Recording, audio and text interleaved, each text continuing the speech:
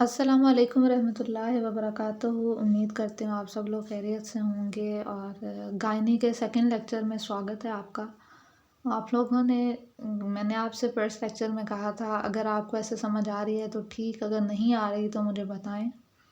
ठीक है, मैं ज़्यादा डिसहार्ट इसी वजह से हुई थी, गायनी की वजह से, कि जब मैंने आपसे कोई रिस्पांस मांगा, यू गाइस मतलब व्यूज़ इतने ज़्यादा, सब कुछ ठीक है, वॉच टाइम आ जाता है, लेकिन ये नहीं है कि कोई कमेंट में कोई चीज़ बता दे अगर कोई कुछ पूछ रहा है।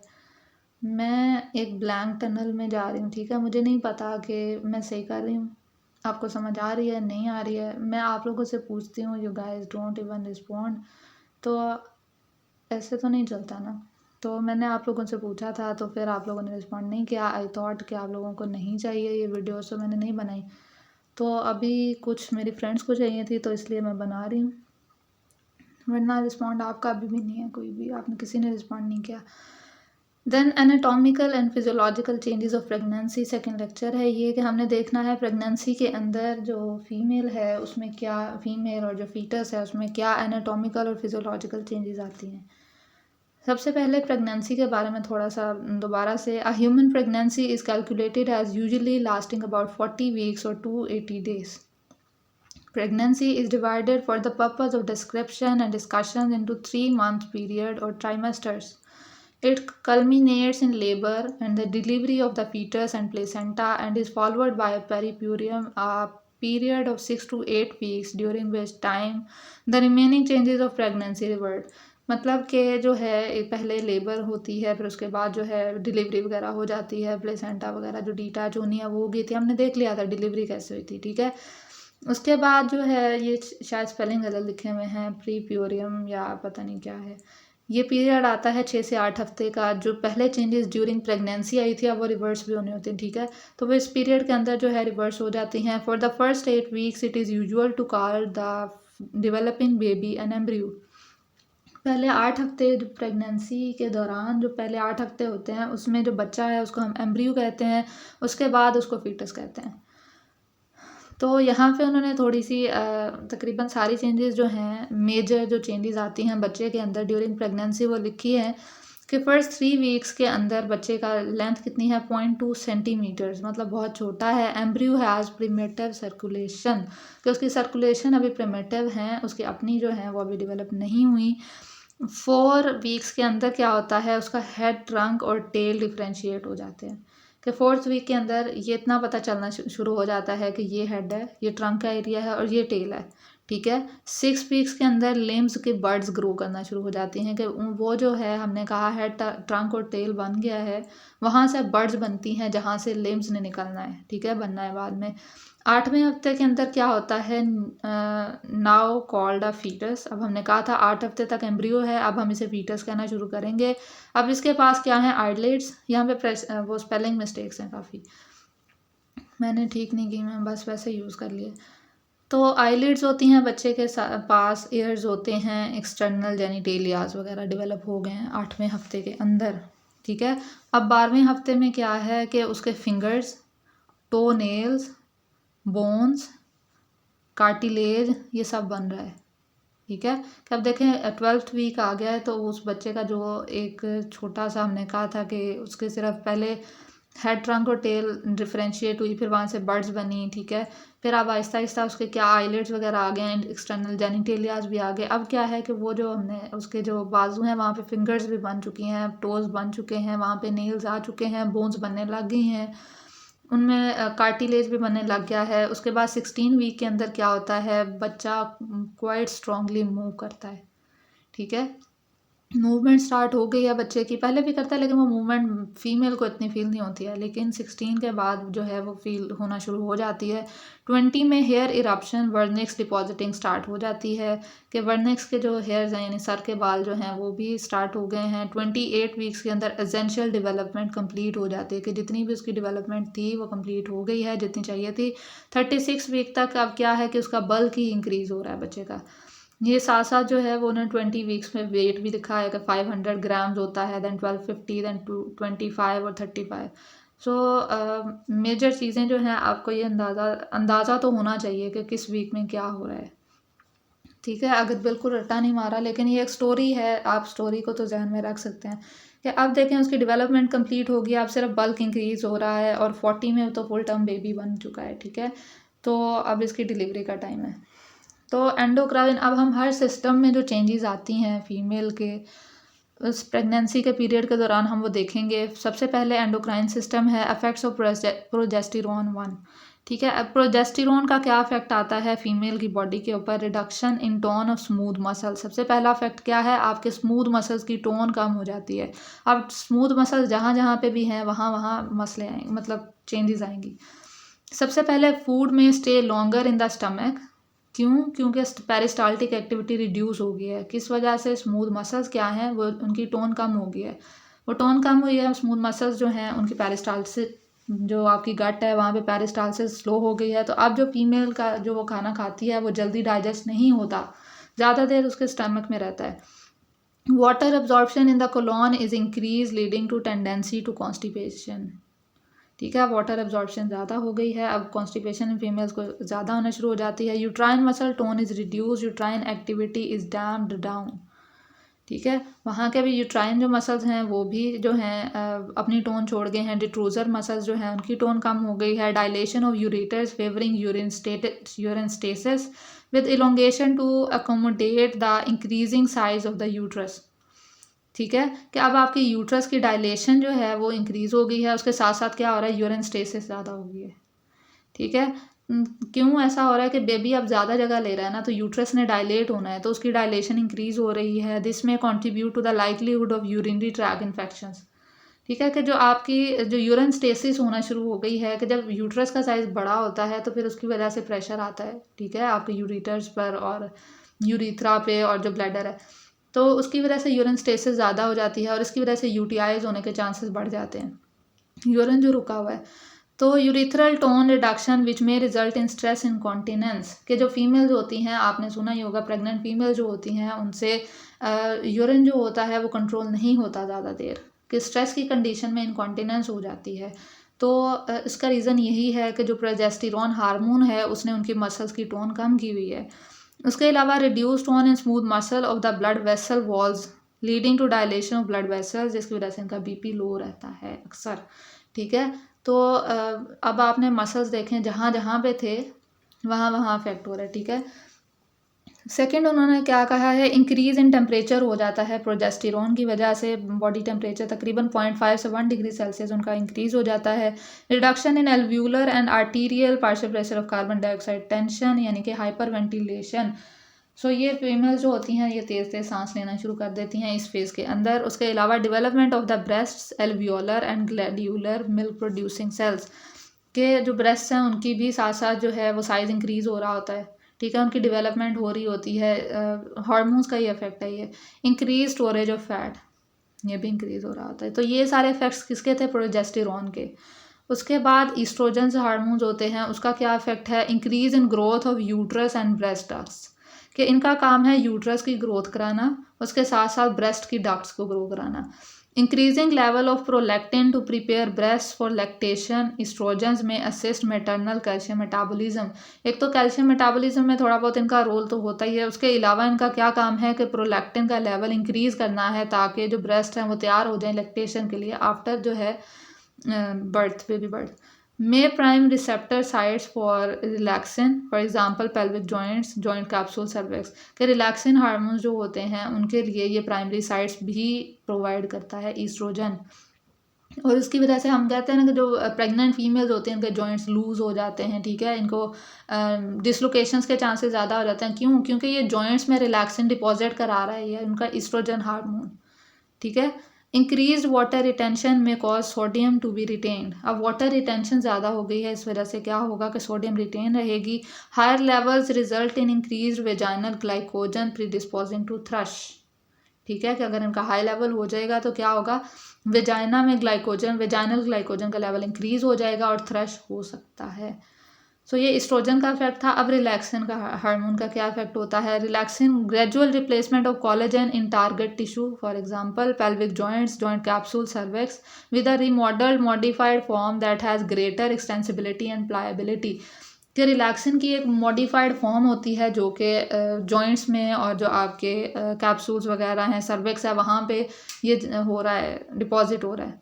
ठीक है, सर्विक्स में तो हमें चाहिए ना कि वहाँ से जब डिलीवरी होगी तो ये हमारे लिए हेल्पफुल है। इसके साथ साथ ये आपके जॉइंट्स में और जॉइंट कैप्सूल्स के अंदर जो है, पेल्विक जॉइंट्स और पेल्विक जॉइंट कैप्सूल्स के अंदर हो रहा है कि जब बेबी बर्थ हो तो जो आपके पेल्विस है वो उतनी स्पेस दे। ठीक है, तो इसलिए क्या होता है, रिलैक्सिन डिपॉजिट हो रहा है उन एरियाज में। इससे क्या होता है, फ्लेक्सिबिलिटी इंक्रीज होती है, ज़्यादा इसकी एक्सटेंसिबिलिटी होती है, प्लायबिलिटी ज़्यादा होती है। Collagen synthesis is greater than collagen degradation and there is increase water contents और there is an increase in volume. तो कोलेजन की सिंथेसिस अब पहले से ज़्यादा हो गई है। सेकेंड पॉइंट क्या है, inhibition of myometrial activity during pregnancy up to 28 weeks. कि मायोमेट्रियल एक्टिविटी जो है वो तकरीबन 28 हफ्ते तक अभी नहीं होगी when woman become aware of contractions. के 28 हफ्तों तक तो कोई इतनी वो कॉन्ट्रैक्शंस उसको फील नहीं होंगी। ठीक है, उसके बाद जो है वो ज़्यादा फील हो जाती हैं, मतलब कॉन्ट्रैक्शंस जो हैं थ्रू आउट प्रेगनेंसी चलेंगी। ठीक है, लेकिन जो है लेटर वीक्स जो होते हैं, लाइक थर्ड ट्राइमेस्टर जो होता है, तब जो फीमेल है उसको ज़्यादा फील होती हैं ये कॉन्ट्रैक्शंस। ठीक है, ये रिलैक्सिन का इफेक्ट है। May have a role in the remarkable ability of the uterus to distend and in the production of the necessary additional supportive connective tissue for the growing muscle fibers। कि इसका एक और role है uterus की distension में। ठीक है, उसके अलावा जो भी सपोर्टिव कनेक्टिव टिश्यू है जो उस एरिया के मसल है उनकी ग्रोथ के लिए, वो भी रिलैक्सिन उसमें रोल प्ले कर रहा है। ठीक है, कि जो फीमेल है उसको बर्थ के लिए मतलब डिलीवरी के लिए तैयार किया जाता है। ठीक है, कि नॉर्मल जो बॉडी होती है वो इस काबिल नहीं होती है, ठीक है, कि डिलीवर कर सके। तो जो 9 मंथ्स का पीरियड है उसमें फीमेल की बॉडी में भी चेंजेस आती हैं कि उसको बर्थ के लिए तैयार किया जाए। ठीक है, तो ये सारी चेंजेस आ रही हैं। उसके जॉइंट्स जो हैं उनको ज़्यादा प्लायबल किया जा रहा है, एक्सटेंड किया जा रहा है। उसके अलावा मायोमीट्रियल एक्टिविटी 28 हफ्ते तक तो रोकी जाती है। ठीक है, रिलैक्सिन की वजह से उसके बाद जो है बाद में तो फील होना शुरू हो जाती है। देन जो है उन्होंने क्या कहा कि यूट्रस की डिस्टेंशन में भी इसका रोल है। ठीक है, उसके अलावा जो सपोर्टिव कनेक्टिव टिश्यूज़ हैं उनकी भी ग्रोथ वगैरह में या प्रोडक्शन में इनका रोल है। Towards the end of pregnancy rising level of relaxin affect softening of the collagenous content of the cervix. ठीक है, कि सर्विक्स का जो कोलेजन जो है उसको सॉफ्ट करता है ये। ठीक है, अब बर्थ होने का जैसे जैसे टाइम आ रहा है सर्विक्स को तैयार किया जा रहा है, वहाँ का कोलेजन को सॉफ्ट किया जाता है ताकि वो ज़्यादा डिस्टेंड हो सके और बेबी बर्थ आसान हो जाए। May have a role in memory growth. Memory growth में शायद इसका रोल हो, लेकिन मेमोरी ग्रोथ में रोल किसका ज़्यादा है, ईस्ट्रोजन और प्रोजेस्टेरोन का। Affects relaxation of the pelvic floor muscles. उसके बाद वेट गेन उन्होंने बताया है कि प्रेगनेंसी में जो टोटल वेट गेन की उन्होंने रेंजेस बताई हैं कि बेबी 3.36 यानी कि 7 to 8 एलबीज तक का होता है। ठीक है, प्लेसेंटा का वेट कितना है, 2 to 3 एलबीज। एमनियोटिक फ्लूइड का भी 2 to 3 एलबीज होता है। यूट्रस और ब्रेस्ट का वेट 4 to 8 एलबीज होता है। ब्लड और फ्लूइड जो है उसका 4 एलबीज और फैट स्टोर जो ये 5 to 9 एलबीज। तो टोटल फीमेल कितना वेट गेन करती है, 25 to 35 एलबीज। ठीक है, बेबी का तो 7 to 8 एलबीज तक होता है ना। तो ये ड्यूरिंग प्रेगनेंसी कितना वेट गेन किया है, 25 to 35 एलबीज। और केजीज में अगर देखा जाए तो 9 से 14 केजी तकरीबन। ठीक है, 14.5 केजी वेट गेन करती हैं फीमेल्स। ठीक है, उसमें सारे वेट ही आ जाता है ना, बेबी का भी, प्लेसेंटा का भी, एमनियोटिक फ्लूइड है, यूट्रस है, ब्रेस्ट का साइज इंक्रीज हुआ है, ब्लड और फ्लूइड ज़्यादा है, फैट स्टोर हुई है। तो ये सब का जो वेट मिला के 9 से 14 14.5 केजी जो है वेट ज़्यादा होता है। और अगर पॉइंट्स में देखा जाए तो 25 से 35। अब आपके एंडोक्राइन सिस्टम में हमने 3 हार्मोन्स पढ़ लिए, उनका इफेक्ट पढ़ लिया, प्रोजेस्टेरोन, ईस्ट्रोजन और रिलैक्सिन। उसके बाद रिप्रोडक्टिव सिस्टम आ जाता है, उस पर क्या चेंजेस आती हैं। Amenorrhoea is the first sign of pregnancy in most women. ठीक है, फिर फीमेल्स के जो पीरियड्स आते हैं, मेंसेस होते हैं, वो रुक जाते हैं। ठीक है, एमिनोरिया हो गया, सो ये फर्स्ट साइन है। फीमेल्स को मोस्टली पता ही ऐसे चलता है। तो uterus increases from a pre pregnant size of 5 by 10 centimetre to 25 by 36 centimetre. तो यूट्रस का साइज कितना इंक्रीज हुआ है कि नॉर्मल प्री प्रेग्नेंट साइज जो था वो उसका था 5 to 10 सेंटीमीटर्स। ठीक है, एक फिंगर जितना। और लेकिन ये कितना इंक्रीज हो गया है, 2 to 25 to 36 सेंटीमीटर्स तक। तो इसका साइज इंक्रीज हो जाता है यूट्रस का। उसके बाद it increases 5 to 6 times in size. यानी कि इसका साइज़ जो है तकरीबन, ये इसकी जो थी प्री प्रेग्नेंट साइज़ पहले उन्होंने बताया 5 to 10 सेंटीमीटर, ये चौड़ाई में बताया, ठीक है। उसके अलावा 5 to 6 टाइम्स नॉर्मल इसका जो ओवरऑल साइज़ है वो इसका नॉर्मल प्री प्रेग्नेंट साइज़ से 5 से 6 गुना बड़ी हो जाती है। 3000 to 4000 times in capacity and 20 times in weight. ये आई गेस ये MCQ भी आया था हमें हमारे सेंडअप्स में कि वेट में शायद कितने टाइम्स इंक्रीज़ हो जाती है, 20 टाइम्स लिखना था। तो कितने 5 to 6 टाइम्स साइज़ में इंक्रीज़ हुई है, ये चीज़ आपने याद रखनी है। और इसकी कैपेसिटी कितनी बढ़ी है, 3000 से 4000 गुना, ठीक है, इतनी इसकी कैपेसिटी बढ़ गई है। और देन वेट कितना 20 टाइम्स इंक्रीज़ हुआ है by the end of pregnancy. By the end of pregnancy each muscle cell in the uterus has increased approximately 10 times over its pre pregnancy length. और जो हर मसल सेल है उसकी जो uterus का, ठीक है, उसकी जो लेंथ हुई है वो कितनी इंक्रीज़ हुई है, 10 टाइम्स। तो अभी तक हमने 4 चीज़ें देखी हैं। एक हमने देखा है फुल साइज़ यूट्रस का, वो कितना है 5 to 6 टाइम इंक्रीज़ हुआ है। कैपेसिटी कितनी 3000 से 4000। हमने वेट देखा वो 20 टाइम्स। और दूसरा जो यूट्रस के मसल्स हैं वो 10 टाइम्स, ठीक है। तो ये चीज़ याद रखनी है MCQ पॉइंट ऑफ व्यू से। Once the uterus expands upward and leaves the pelvis it becomes an abdominal rather than a pelvic organ, ठीक है। जैसे जैसे इसका साइज़ बड़ा होता है ये पेल्विस को छोड़ के ऊपर एब्डोमेन की तरफ आती है। तो अब ये एब्डोमिनल कंटेंट वो जो है ऑर्गन ज़्यादा लगता है पेल्विस की बजाय, क्योंकि उसका मेजर पोर्शन वहाँ पे होता है। देन कनेक्टिव टिश्यूज़ पे क्या चेंजेस आती हैं, ligaments connected to the pelvic organs are more fibroelastic than ligament supporting joint structures.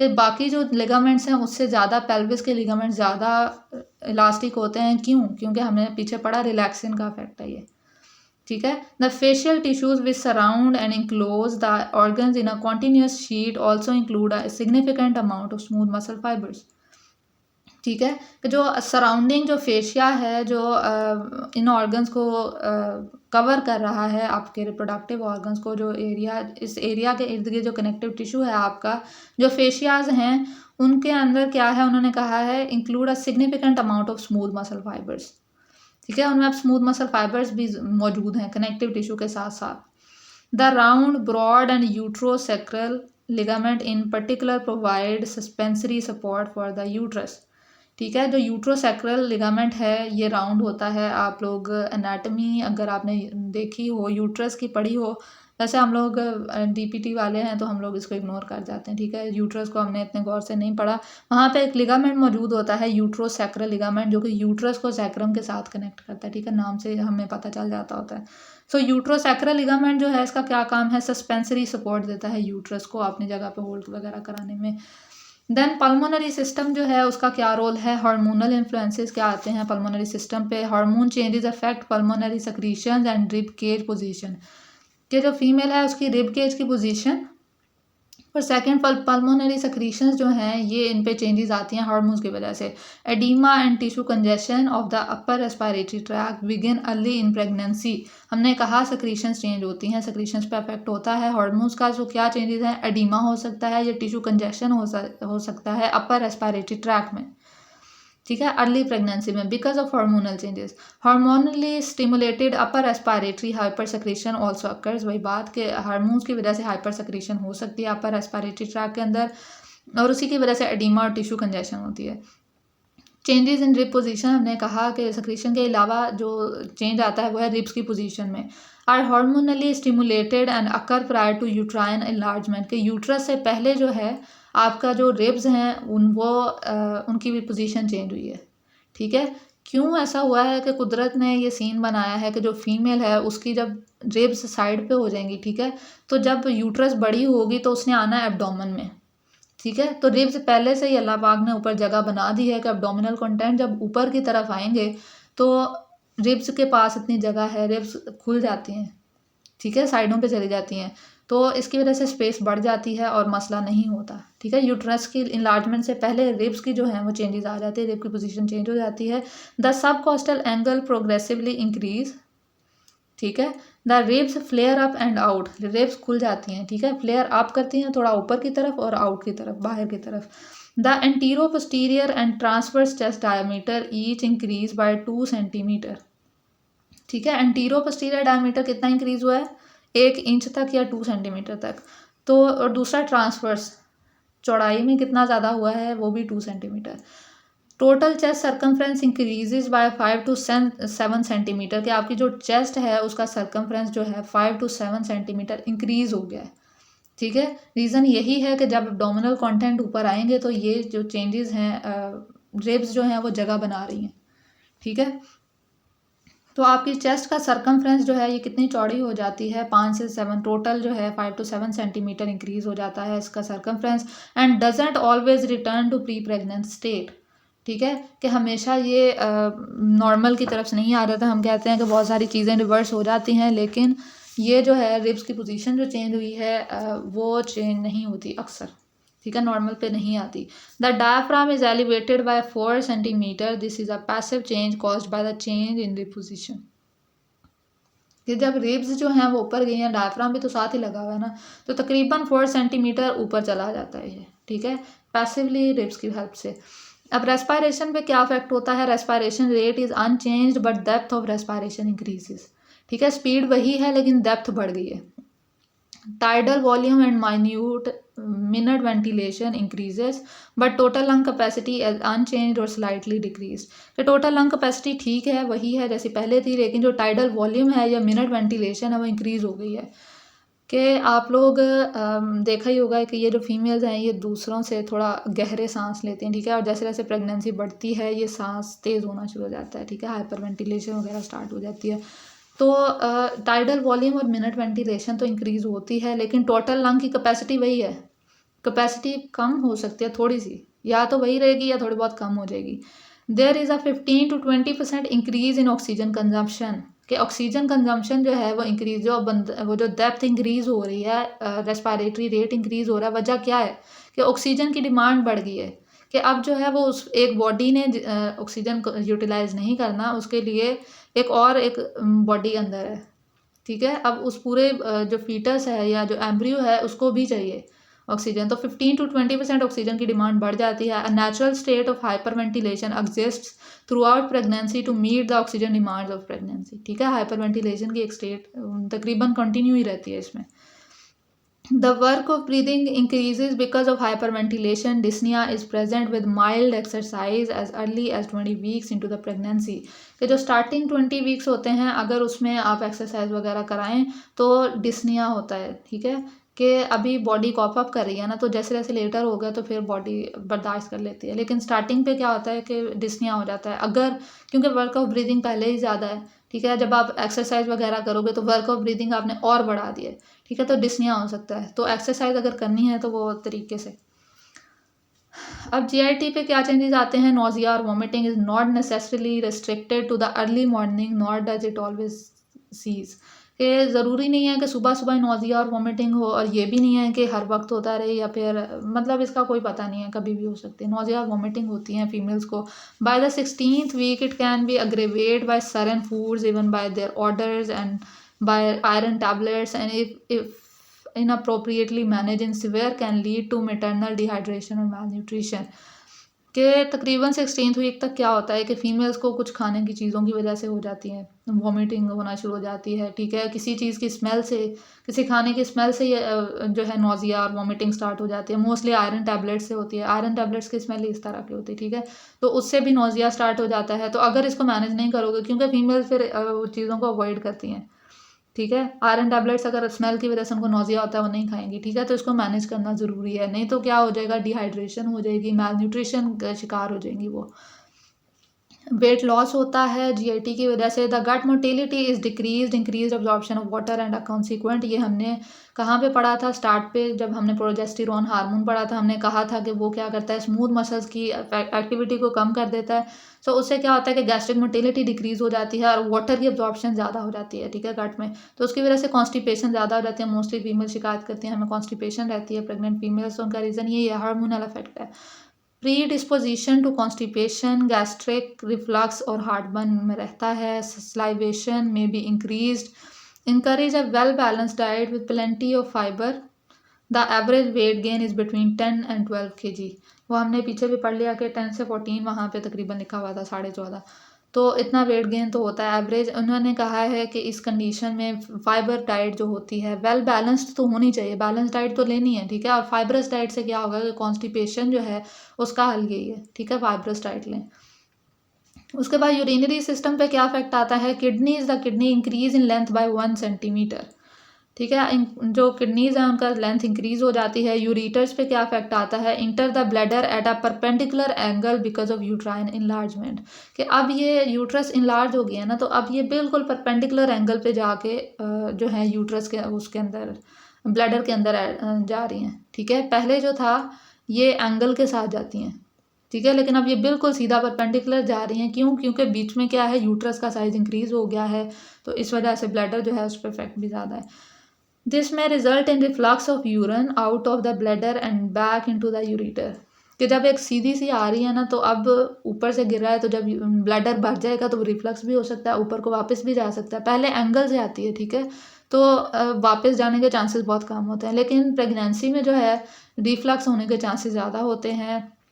Therefore, during pregnancy, there is an increased chance of developing urinary tract infections because of urinary stasis, ठीक है।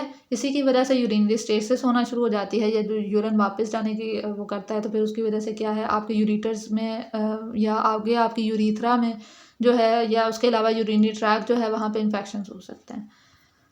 अब आ जाता है CVS, आपके cardiovascular system में क्या changes आते हैं, ब्लड वॉल्यूम एंड प्रेशर पे क्या इफेक्ट है। Blood volume progressively increases 35 to 50%, कि आपका ब्लड वॉल्यूम जो है तकरीबन 35 से लेकर 50% इंक्रीज हो गया है, ठीक है। कितना, 1.5 से 2 लीटर टोटल। अगर आपके अंदर 5 लीटर ब्लड होता है नॉर्मल बंदे के अंदर, तो 7 लीटर तक ब्लड चला जाता है। क्यों? ये जो एक्सेसिव है ये बच्चे के लिए है, ठीक है, बच्चे का भी ब्लड है। Throughout pregnancy and returns to normal by 6 to 8 weeks after delivery. हमने कहा 6 to 8 वीक्स जो पेरीप्यूरियम पीरियड होता है, उसमें क्या होता है कि सारी चेंजेस रिवर्स होना होती हैं, ठीक है। तो ये जो ब्लड इंक्रीज हुआ है माँ के अंदर, क्योंकि ऑक्सीजन डिमांड इंक्रीज है, तो वो ठीक हो जाएगा 6 से 8 हफ्ते के अंदर। कितना ब्लड इंक्रीज हुआ है, 35 से 50%। Plasma increase is greater than red blood cell increase, leading to the physiological anaemia of pregnancy which is not a true anaemia but is representative of the greater increase in plasma volume. कि females में होता क्या है कि जो ज़्यादा हुआ है ना ब्लड वॉल्यूम, हमने कहा ना 7 लीटर्स तक तकरीबन तकरीबन 1.5 से जो 2 लीटर इंक्रीज हुआ है, वो ज़्यादातर होता है प्लाज्मा, ठीक है। तो जो RBCs वगैरह हैं वो इतने नहीं बढ़ते, प्लाज्मा वॉल्यूम इंक्रीज हुआ है। इसलिए जो है जब आप इनका HB लेवल वगैरह चेक करते हो तो वो कम आता है, एनीमिया शो करता है। क्यों? क्योंकि फ्लूइड लेवल ज़्यादा होगा ना, फिर वो 7 लीटर के हिसाब से जो 5 लीटर के जो RBCs है वो कम ही आएंगे ना। तो ये एनीमिया है, फिजियोलॉजिकल एनीमिया है, लेकिन वो नहीं है जो सही, जिसको हम नेगेटिव वाला एनीमिया कहते हैं, ट्रू एनीमिया जो होता है ये वो नहीं है। ये सिर्फ रीज़न ये हुआ है, RBCs कम नहीं हुआ है, RBCs उतने ही है, सिर्फ फ्लूइड वॉल्यूम बढ़ गया है, इस वजह से एनीमिया वाले साइंस आ जाते हैं, एनीमिया शो होता है। The increase in plasma volume occurs as a result of hormonal stimulation to meet the oxygen demand. जो प्रेगनेंसी वही बात, ऑक्सीजन डिमांड बढ़ गई है, तो फिर उसको पूरा करने के लिए जो है प्लाज्मा वॉल्यूम इंक्रीज हो जाता है। Venous pressure in the lower extremities increases during standing as a result of increase uterine size and increase venous distensibility, के यूट्रस का साइज़ ज़्यादा हो गया है तो वेन्स के ऊपर डिस्टेंशन ज़्यादा होती है, ठीक है। इसकी वजह से वीनस पुलिंग ज़्यादा है नीचे की तरफ, ठीक है। ऊपर तो यूट्रस इतनी बड़ी है, वो प्रेशर दे रही है, तो वीनस रिटर्न में मसला आता है, इसलिए उनके पाँव में स्वेलिंग ज़्यादा होती है। Pressure in the inferior vena cava rises in late pregnancy, especially in the supine position because of compression by the uterus just below the diaphragm। कि जो आपकी वीना कावा है, इन्फीरियर वीना कावा, जो कि लोअर लिम्ब से आपकी लेके आ रही है सारी सप्लाई, तो उसके ऊपर जैसे जैसे प्रेगनेंसी बढ़ती जाती है, यूट्रस का साइज बढ़ता जा रहा है, तो वैसे वैसे उसके ऊपर प्रेशर भी बढ़ता जाता है। और जो डायफ्राम के लेवल पे क्या होता है, ये बिल्कुल इसके ऊपर जब बंदा सुपाइन लेटता है ना, यानी कि बंदी सुपाइन लेटती है, तो उसके उस लेवल पे कंप्रेशन ज़्यादा बढ़ जाती है, ठीक है।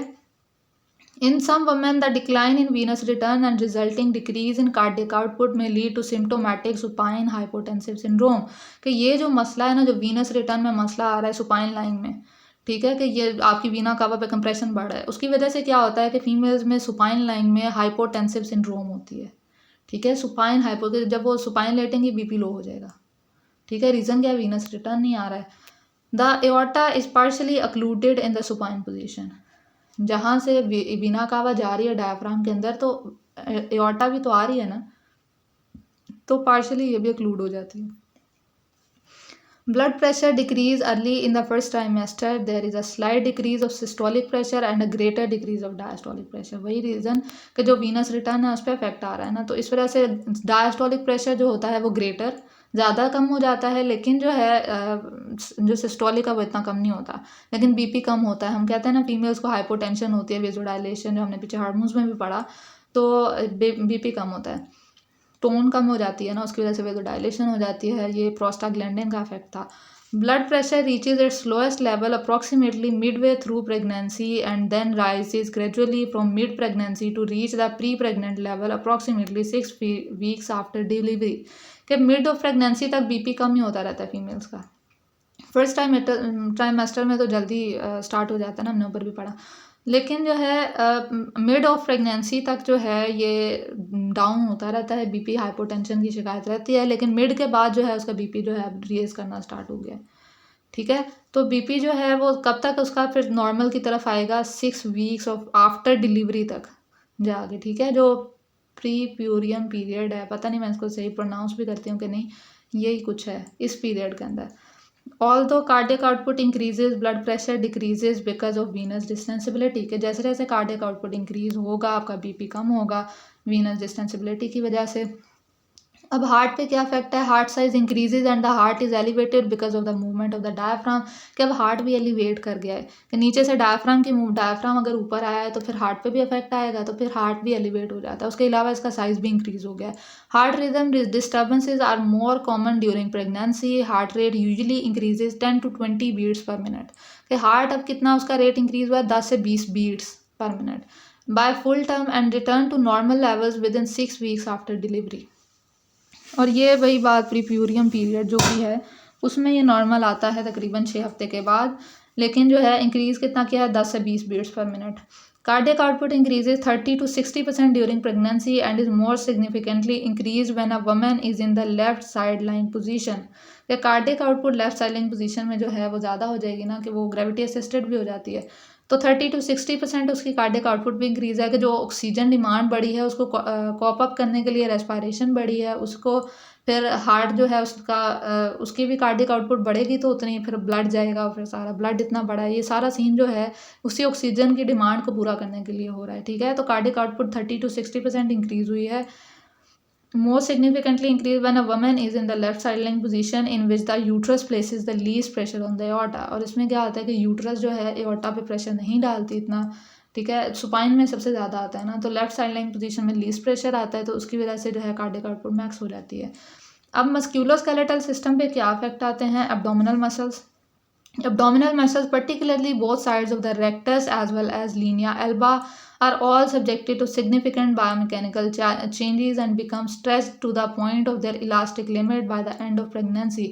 के मैक्सिमम स्ट्रेच कर जाते हैं। अब जो है जो साइज़ इंक्रीज़ हो रहा है उसको कॉप अप करने के लिए आपके मसल्स हैं ना आगे, ठीक है, स्किन में, और मसल्स जो हैं जैसे जैसे साइज़ यूट्रस का इंक्रीज़ करता जाएगा जो है आपकी लॉर्डोसिस बढ़ती जाती है, पेट का साइज़ इंक्रीज़ हो रहा है। ठीक है, तो जो आपके मसल्स हैं, आपके रेक्टस एब्डोमिनस मसल है, लीनिया एल्बा है, ये मैक्सिमम जितना स्ट्रेच हो सकते हैं ना वहाँ तक अपनी मैक्सिमम लिमिट तक चले जाते हैं एट द एंड ऑफ जो है आपकी pregnancy. This greatly decreases the muscle's ability to generate a strong contraction and thus decrease their efficiency of contraction। कि इसकी वजह से क्या होगा कि एक तो मसल्स के इतनी देर तक मसल स्ट्रेच रहे तो उससे क्या हो जाता है कि मसल की जो एबिलिटी है स्ट्रॉन्ग कॉन्ट्रैक्शन करने की या जो भी इसकी एबिलिटीज़ हैं वो पहले से कम हो जाएंगी। ठीक है, एंड दस decrease there efficiency of contraction. एक तो इनकी कॉन्ट्रैक्शन की एबिलिटी जो है वो कम हो जाएगी, स्ट्रॉन्ग कॉन्ट्रैक्शन ये सही से अब नहीं कर पाएंगे। ठीक है, इतने टाइम तक एक मसल स्ट्रेच रहा है, इसीलिए वो जो स्किन पे भी चेंजेस आते हैं बाद में। The shift in the centre of gravity also decreases the mechanical advantage of the abdominal muscles. कि जो सेंटर ऑफ ग्रेविटी जो है उसका शिफ्ट हो जाता है, पहले हमारा S2 पे होता है ना, तो अब वो जो है वो कम हो जाता है। रीज़न ये है, इससे फ़ायदा हो जाता है कि फ़ीमेल की स्टेबिलिटी भी तो बढ़ानी है ना।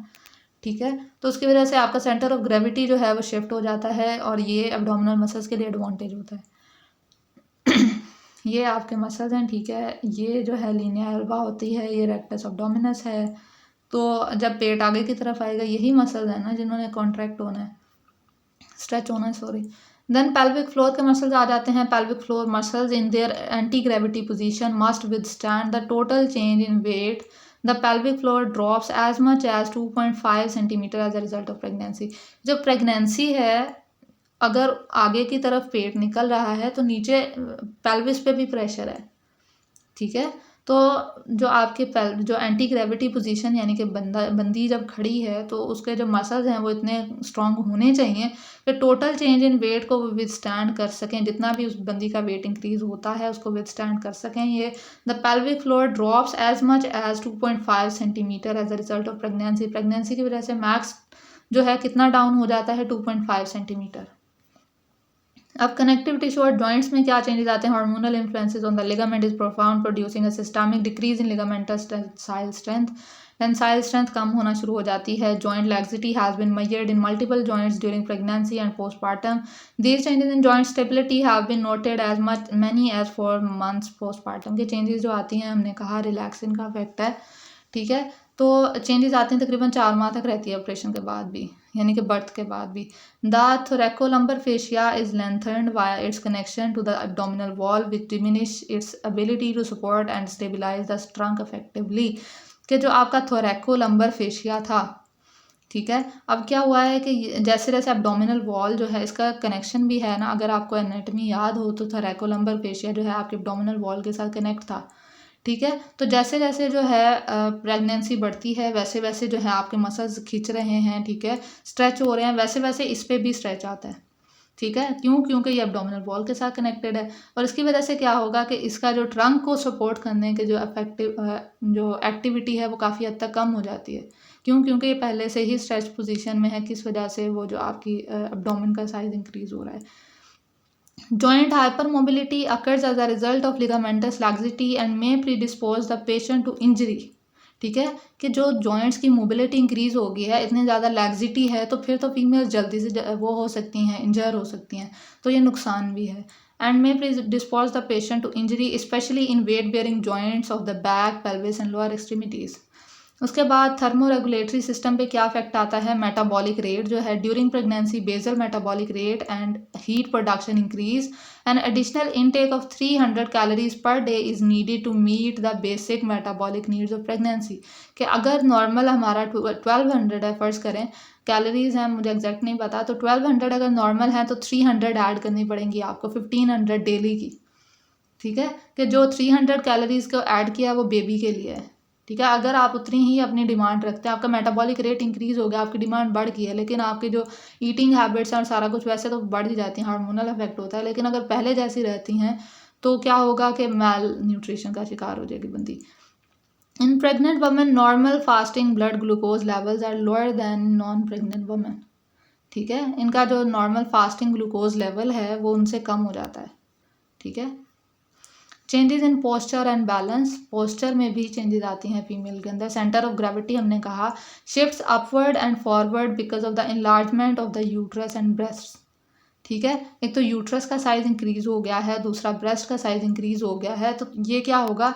अपवर्ड और थोड़ा आगे की तरफ। क्यों? क्योंकि आपका वेट जो है, जो यूट्रस का वेट है, ब्रेस्ट का वेट है, वो आगे की तरफ है, ठीक है। तो जो पहले 7 हमने क्या कहा पे, इसको कहते हैं S2 सैक्रल जो वर्टेब्रा होता है, सेकंड सैक्रल वर्टेब्रा के लेवल पे होती है ना ये आपका सेंटर ऑफ ग्रेविटी। अब ये थोड़ा ऊपर आ गया है क्योंकि आपकी बॉडी का वेट जो है ऊपर की तरफ ज़्यादा है, ठीक है। और दूसरा फॉरवर्ड हो जाता है क्योंकि बॉडी वेट आगे की तरफ ज़्यादा है, तो अपवर्ड और फॉरवर्ड हो जाता है। किस वजह से? यूट्रस और ब्रेस्ट के साइज इंक्रीज होने की वजह से। This requires postural compensation to maintain balance and stability. कि अब जो है बैलेंस, जो स्टेबिलिटी जो है वो डिस्टर्ब हो गई है कि आपका सेंटर ऑफ ग्रेविटी थोड़ा आगे की तरफ आ गया, तो आपके में पोस्चर में फिर चेंजेस आती हैं जो उसको आपकी जो बंदी है उसको मैनेज रखते हैं, मेंटेन रखते हैं ताकि गिर ना जाए। The lumbar and cervical lordosis increases to compensate for the shift in the centre of gravity. फिर इसके नतीजे में क्या होता है कि उसका जो लॉर्डोसिस है लंबर का, ठीक है, नॉर्मल देखें, नॉर्मल स्पाइन ये है, ठीक है, आपको नज़र आ रही होगी, ये नॉर्मल स्पाइन है, रुकें, हाँ ये नॉर्मल स्पाइन है, ठीक है। इसकी लॉर्डोसिस चेक करें और ये प्रेग्नेंट फीमेल की स्पाइन चेक करें, ठीक है, कि ये इस कदर लॉर्डोटिक हो जाती है इसको सपोर्ट करने के लिए कि सेंटर ऑफ ग्रेविटी आ गया, फिर उसके अकॉर्डिंग। इसी तरह जो आपकी सर्वाइकल स्पाइन है उसकी लॉर्डोसिस भी इंक्रीज हो जाती है। The shoulder girdle and upper back become rounded with scapular protraction and upper extremity internal rotation because of breast enlargement. कि अब जो है अगर आपकी जो सर्वाइकल है उसकी लॉर्डोसिस हुई है, सिर्फ ये नहीं हुआ, उसके साथ साथ आपके शोल्डर्स और आपका अपर बैक जो है वो राउंडेड हो जाती है। सर्वाइकल अगर आगे की तरफ आई तो उसको सपोर्ट करने के लिए आपके जो शोल्डर्स हैं और अपर बैक है वो राउंडेड हो जाती है, राउंडेड शोल्डर हो जाते हैं फीमेल के। उसके अलावा अपर एक्सट्रीमिटी की इंटरनल रोटेशन हो जाए, जब शोल्डर्स आगे की तरफ आएंगे इंटरनल रोटेशन भी हो जाएगी बिकॉज ऑफ ब्रेस्ट इनलार्जमेंट। ठीक है, वेट आगे की तरफ ज़्यादा है और जो उसको सपोर्ट करने के लिए आपकी लॉर्डोसिस इंक्रीज हुई थी जो आपकी सर्वाइकल की है। ठीक है, और बाकी जो है आपके शोल्डर्स राउंडेड हो जाते हैं, आगे की तरफ आ जाते हैं, इंटरनल रोटेशन हो जाती है। रीज़न क्या है? ब्रेस्ट का साइज इंक्रीज हो गया है। The postural tendency persists in the postpartum period due to infant care demands. के पोस्टल टेंडेंसी परसिस्ट रहती है ऑपरेशन के बाद, यानी बेबी बर्थ के बाद भी। ठीक है, इन्फेंट केयर के अकॉर्डिंग के इन्फेंट की केयर जो है, बेबी को फीडिंग करानी होती है, उसको उठाती हैं फीमेल जिस पोस्चर में, तो वो पोस्चर भी यही है। ठीक है, आगे को होके बैठना, आगे को होके पकड़ना, तो फिर ये जो है ये राउंडेड शोल्डर अक्सर फीमेल्स इसको परमानेंट कर लेती हैं। ठीक है, एक तो प्रेगनेंसी की वजह से चेंजेस आती हैं, फिर वो बाद में रिवर्स होना होते हैं, लेकिन जो है फिर बेबी केयर पोजीशंस भी कुछ इस तरह की हैं, तो उसकी वजह से फिर ये अक्सर ये पोजीशन बना बना के ये परमानेंट हो जाती है, तो ख्याल करना चाहिए। Tightness of the pect muscles, pectoralis muscles, and weakness of the scapular stabilizers may be pre-existing to or induced by the pregnancy postural changes। वही सीन है कि पैक्ट मसल अगर टाइट होंगे तभी तो शोल्डर्स राउंड होंगे, और अगर ये टाइट हैं तो उसके ऑपोजिट जो है स्कैपुला के स्टेबिलाइजर्स वो फिर क्या हो जाएंगे? वीक हो जाएंगे, ऑपोजिट मसल्स वीक हो जाते हैं। हम लोगों ने क्रॉस कुछ पढ़ी थी, अपर क्रॉस सिंड्रोम्स और लोअर क्रॉस सिंड्रोम्स, उसमें यही सीन होता है कि एक मसल अगर टाइट हुआ है तो उसके ऑपोजिट मसल्स क्या होते हैं? वीक हो जाते हैं। ठीक है, तभी तो एक मसल जो है वो मूवमेंट, अगर आपकी जो राउंडेड शोल्डर है उसका रीज़न क्या है? आपके पैक्स आपको पता है ना कहाँ होते हैं, तो पैक्स अगर टाइट होंगे तो आपके शोल्डर्स आगे की तरफ आएंगे, तो पीछे फिर क्या है? आपके जो स्कैपुला के मसल्स थे वो इस काबिल नहीं थे कि आपके शोल्डर को पीछे खींच सकें, मतलब वो वीक हैं, तो उन्होंने पैक्स को आगे जाने दिया है, मतलब पैक्स को जीतने दिया, इनके दरमियान मुकाबला होता है। आगे वालों ने जो है मतलब आगे ले लाने की कोशिश होती है, जो पीछे वाले स्कैपुला के मसल्स हैं वो चाहते हैं शोल्डर्स पीछे आएँ, तो जो वीक होगा वो फिर हार जाएगा और जो स्ट्रॉन्ग होगा वो अपनी तरफ ले जाएगा। तो इस सीन में क्या है? आपके पैक्स वीक वो स्ट्रॉन्ग हैं। ठीक है, उन्होंने आगे की तरफ आपके शोल्डर ले आए हैं, और फिर वीक कौन रह गया? आपके पीछे स्कैपुलर मसल्स। ये मेरी स्टोरियाँ हैं, वैसे यही होता है। उसके बाद a tendency towards dino recurvatum will shift weight towards the heels in an attempt to counteract the anterior pull of the growing fetus। Normal देखे कि बंदे की ये जो है जीनो रिकर्वेटम के जो आपके नीज होती हैं उनका एंगल जो है वो इंक्रीज हो जाता है। ये देखें हाइपर एक्सटेंशन हुई हुई है। ठीक है, पहले से ज़्यादा है, पाँव आगे की तरफ आया हुआ है, इसे जीनो रिकर्वेटम कहते हैं। बस यही रीजंस यही हैं कि जो है हील्स जो हैं वो एंटीरियर पुल जो है पेट का साइज़ आगे की तरफ है। ठीक है, तो इस वजह से जो है एंगल बढ़ जाता है, आपकी नीज़ के ऊपर हाइपर एक्सटेंशन वाली पोजीशन हो जाती है, ताकि जो है बंदी आगे को गिर ना जाए। ठीक है, Changes in posture do not automatically correct after childbirth and the pregnant posture may become habitual। ये बात मैंने पहले की। In addition, many child care activities contribute to persistent postural faults and asymmetry। Balance, अब बैलेंस में क्या changes आती हैं? With the increased weight and redistribution of body mass there is a compensation to maintain balance. ठीक है, अब balance को जो आपकी जो डिस्ट्रीब्यूशन हो रही है, ये सारी चेंजेस किस लिए हैं? बैलेंस को मेंटेन करने के लिए हो रही है ना। The pregnant woman usually walks with a wider base of support and increased external rotation at the hips. कि उसके पाँव बाहर की तरफ होते हैं, थोड़े चौड़े चौड़े कदम रखती है, खुले खुले। ठीक है, क्या रीज़न हैं? कि बैलेंस मेंटेन हो रहा है। ठीक है, अगर वो नॉर्मल फीमेल्स की तरह नहीं चल सकती, उनकी यूट्रस जो है वो इनलार्ज है, उनका बैलेंस जो पोजीशन है, उनकी वेट जो बेस ऑफ सपोर्ट है वो वाइड कर ली जाती है कि गिरने के चांसेस कम हों। This change in stance, along with growth of the baby, makes some activities such as walking, stooping, stair climbing, lifting, reaching, and other activities of daily livings progressively more challenging कि आहिस्ता आहिस्ता जो है अब walking मुश्किल होती जाती है उनके लिए, जो स्टूप करना, स्टेयर्स चढ़ना, ये सब मुश्किल हो जाता है। ठीक है, नॉर्मल बंदा हम लोग को ईजीली चढ़ जाते हैं इनकी वाइड बेस की वजह से। आहिस्ता आहिस्ता ये जैसे जैसे यूट्रस का साइज बढ़ता जाएगा वैसे वैसे एक्टिविटीज़ मुश्किल होती जाएंगी। Activities requiring fine balance and rapid changes in direction, such as aerobic dancing and bicycle riding, may become inadvisable, especially during the third trimester. कि जो एक्टिविटीज़ हैं जिनमें बहुत फाइन बैलेंस की ज़रूरत होती है वो उनको मना कर दिया जाता है, अब नहीं करनी है आपने, क्योंकि बैलेंस में मसले ज़्यादा ज़्यादा बढ़ते जाते हैं जैसे जैसे जो है प्रेगनेंसी बढ़ती है। तो फिर आपने ये एक्टिविटीज़ उनको मना कर देना, लाइक एरोबिक डांसिंग जो है, बाईसाइकिल राइडिंग। वैसे तो हमारे यहाँ पे तो कोई नहीं करता, लेकिन जो करते हैं उनको मना कर दिया जाता है कि इस तरह की एक्टिविटीज़ नहीं करनी, स्पेशली थर्ड ट्राइमेस्टर में। तो आप लोगों को ज़रूर मौत पड़ी होगी देख देख के कि अभी तक ख़त्म नहीं हुआ ये लेक्चर।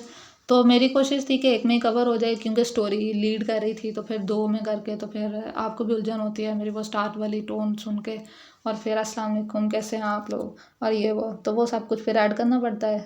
ठीक है, नई वीडियो होती है। तो एक में इसको ख़त्म कर दिया, अब तो ख़त्म हो गया है। तो इसका जो है एक चीज़ आपने करनी है, ख़ुद एक पेज लें, उस पर आपने लिखना है साइड पे कि मस्क्यूलोस्केलेटल सिस्टम फ़र्ज़ करें। ठीक है, उसमें क्या चेंज है ये फ़र्ज़ करें। अगर मस्क्यूलोस्केलेटल का तो मेरे जहन में कुछ नहीं आ रहा फ़िलहाल। चलो कार्डियो रेस्पिरेटरी या कार्डियक सिस्टम जो है आपका, वो आपने साइड पे लिखना है। तो कार्डियक में ब्लड प्रेशर कितना इंक्रीज़ होता है, सिर्फ वो वैल्यू, ठीक है, वो लिखनी है। हार्ट, हमने कहा था ब्लड का वॉल्यूम इंक्रीज़ होता है, वो आपने वो वैल्यू, कितना ब्लड का वॉल्यूम और इतना इंक्रीज़ हुआ है, सिर्फ वो वैल्यूज़। और इसी तरह अदर सिस्टम्स जो हैं जिस जिसकी वैल्यूज़ हैं, लाइक जैसे मैंने आपको बताया था कि जो पेल्विस का साइज़ है वो कितना इंक्रीज़ होता है, बंदी का वेट कितना इंक्रीज़ हुआ है, ये सारी जो मेन वैल्यूज़ हैं जहाँ पे मैंने आपको फोकस कराया है, ये एक पेज पे लिखनी है। ठीक है, और अगर आप लोगों के पास मेरा नंबर है तो मुझे सेंड कर दीजिएगा क्योंकि मैंने भी नहीं लिखी, तो इससे हेल्प हो जाएगी, क्योंकि एमसीक्यू पॉइंट ऑफ व्यू से तो इम्पॉर्टेंट है। उसके अलावा जो है इसमें जो चीज़ याद करने वाली तो वो तो यही है, बाकी तो स्टोरी है वो तो आप लोगों ने याद कर ली। ठीक है, तो जो याद करने वाले पॉइंट्स थे वो यही थे कि ये वैल्यू इसकी कितनी है, ब्लड प्रेशर कितना इंक्रीज़ होता है, ब्लड वॉल्यूम कितना इंक्रीज़ होता है, वेट कितना इंक्रीज़ हुआ है। सो ये एक पेज पे लिखनी है और मुझे भी सेंड करनी है, ये आपका होमवर्क है। दुआ में याद रखें, अपना ख्याल रखें, अल्लाह हाफिज़।